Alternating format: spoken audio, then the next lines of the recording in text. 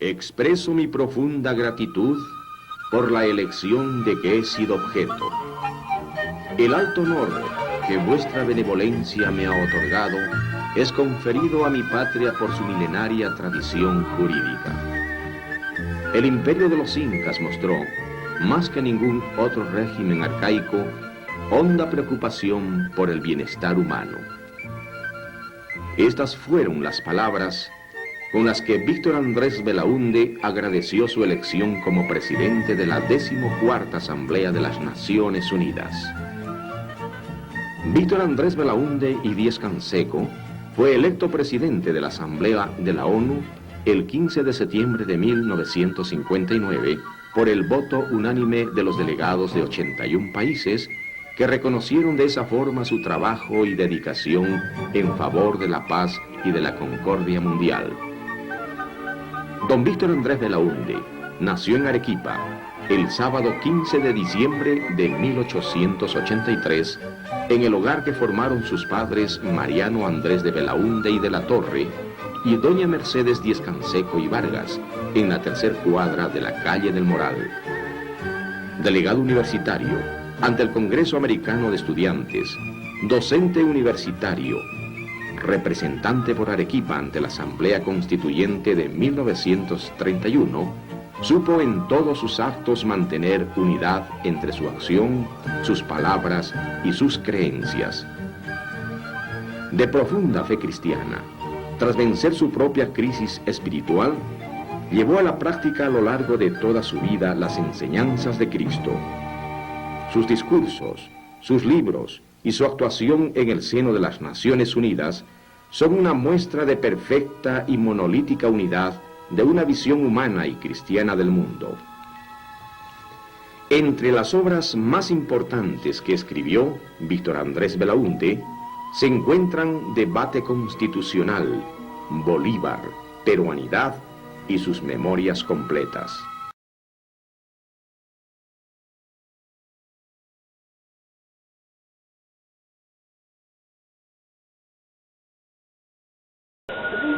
Bueno, Víctor Andrés Belaúnde es uno de los pensadores más gravitantes del siglo XX. Víctor Andrés nace en Arequipa, hace sus estudios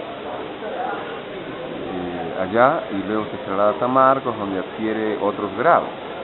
Se vincula luego al trabajo diplomático y a la docencia universitaria, desarrollando al mismo tiempo su pensamiento, que tenía una base básicamente humanista y cristiana, básicamente cristiana, ¿no?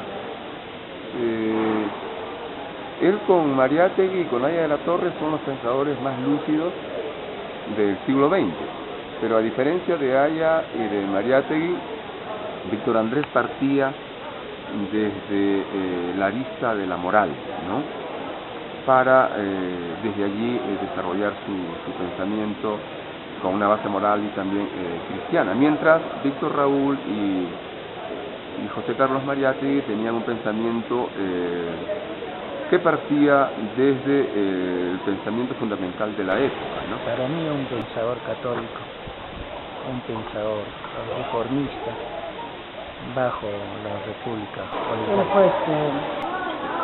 Fue un político y un pensador de derecha. Fue, digamos, uno de los pocos, junto con Aya de la Torre, que creó una doctrina, una teoría distinta a la izquierda. Él se le considera como uno de los más precursores de la derecha del Perú. En su libro Realidad Nacional, por ejemplo,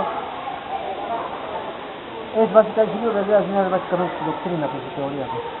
Un político y un pensador de derecha. Aparte de ser consciente de las realidades profundas del Perú, tiene un diagnóstico y tiene también una propuesta política, y que su concepto de peruanidad tiene una solidez teórica desde su punto de vista, digamos, él renueva Fue un pensador porque él también analiza la sociedad peruana desde esa matriz. Y además de la matriz cristiana, él parte a analizar el país desde su mestizaje, ¿no? Él considera que el Perú era una síntesis de la fusión hispana y andina, y los dos influían de igual modo, ¿no? Que se cometió un error, planteaba don Víctor Andrés, cuando se atacaba, por ejemplo, lo hispano, o se atacaba lo indígena, ¿no?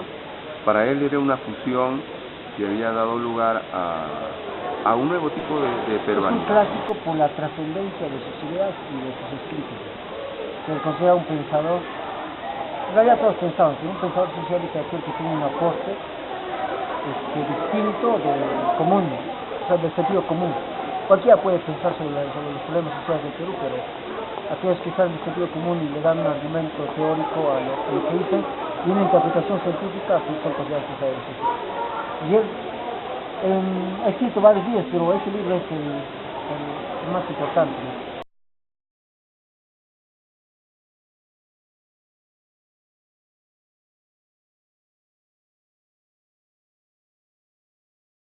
En verdad, su obra fue una respuesta de conjunto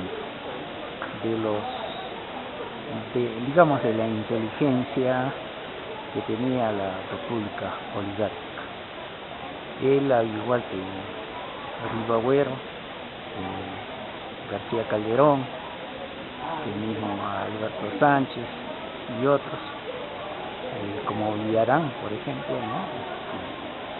Respondieron al desafío que planteó Mariátegui con su análisis y con su propuesta marxista de análisis de la realidad. Bueno, es una obra sumamente impactante porque en realidad el adversario ideológico y político más serio que tuvo José Carlos Mariátegui era don Víctor Andrés Belaúnde.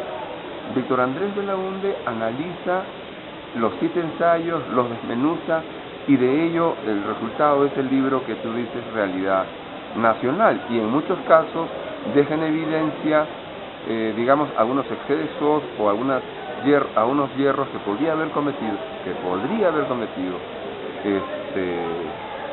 José Carlos Mariátegui, ¿no? Es un libro precioso que debe leerse con la misma intensidad con que se lee los 7 ensayos. En realidad mucho, porque en este libro yo lo leí dos veces. Este libro plantea una tesis casi totalmente distinta a la de Mariátegui y le critica a Mariátegui, critica los argumentos del marxismo y a Mariátegui específicamente.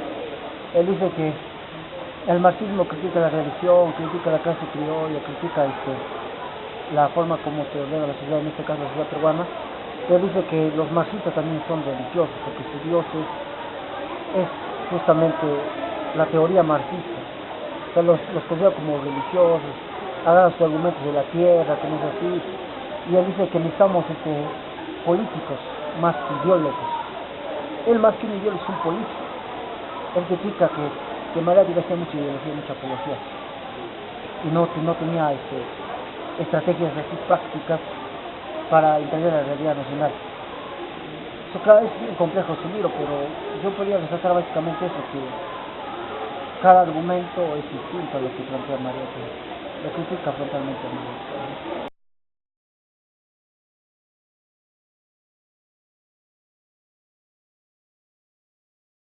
Sí, yo creo que el pensamiento de don Víctor Andrés todavía sigue vigente. Y sigue vigente por la profundidad de su pensamiento, porque es un clásico, y los clásicos del pensamiento trascienden sus épocas, ¿no? Y se trasladan hacia otras épocas.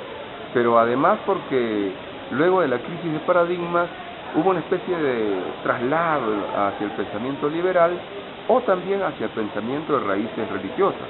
Ese es el caso de Víctor Andrés. Víctor Andrés tuvo, como decíamos, una profunda raigambre religiosa y ética en su pensamiento, de modo que nuevamente el pensamiento de Víctor Andrés volvió a cobrar nueva importancia. Además también porque él es uno de los fundadores del pensamiento social cristiano. Y el pensamiento social cristiano en gran medida ha sido revitalizado en los últimos años en Chile, por ejemplo, ¿no? La democracia cristiana era parte de la concertación nacional. En Italia el pensamiento social cristiano también tiene una gran fuerza, ¿no? en Alemania igualmente. De modo que el pensamiento social cristiano que él representó y ayudó a gestar aquí en nuestro país ha cobrado un nuevo vigor. Su propuesta está luchando todavía con otros similares, ¿no? Por ejemplo, el historiador del Busto, ¿no?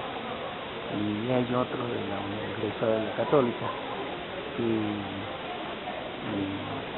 aspiran a renovar, ¿no?, la propuesta de la clase dominante, ¿no? Utilizando no solamente el idealismo en términos generales, sino también la religión. Hay dos, no hay, si bien es cierto que no hay identidad política en el Perú, hay tres ámbitos políticos: la derecha, la izquierda y la socialdemocracia. La socialdemocracia está en el medio, la derecha está aquí y la izquierda está aquí, el sur. Entonces, su aporte es un colchón teórico, una base teórica para la derecha, para Acción Popular. O sea, es una base teórica para la derecha, para todos para los conservadores, incluso para los neoliberales de nuestro tiempo. Porque cuando en los años 70 y 80 todos seguían al marxismo, todos querían la ideología marxista en la Unión Soviética, en todo eso, solo vieron dos corrientes filosóficas, ideológicas que se opusieron. Uno fue Lapras y otro fue la derecha, y en este caso la realidad nacional de este autor. Fueron los dos únicos corrientes filosóficas que se opusieron. Y hasta la actualidad su libro tiene trascendencia. Su pensamiento obviamente todavía tiene absoluta vigencia, ¿no? ¿Por qué? Porque en realidad somos una síntesis, ¿no?, de lo hispano y de lo andino, ¿no? Básicamente, como él ya señalaba hace ya casi un siglo, y de este modo se diferenciaba de Haya y de Mariátegui, que puntualizaban sobre uno de los lados, ¿no?, cuando en realidad somos efectivamente una síntesis hispana, andina y al mismo tiempo universal.